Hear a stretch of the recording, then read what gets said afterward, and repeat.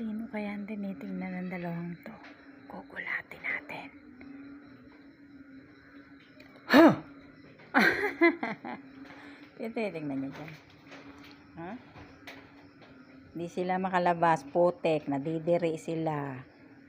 Kasi katatapos lang ng ulan. Gabi na naghinto ang ulan.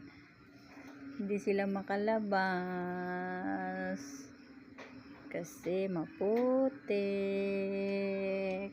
Putik ba? Putek, putek. Hala, kawawa naman ang dalawa.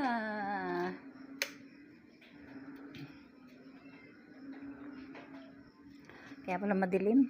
Wala palang ilaw. Ay, ano tinitingnan nyo dyan? Narinig nyo ba yung mga palaka?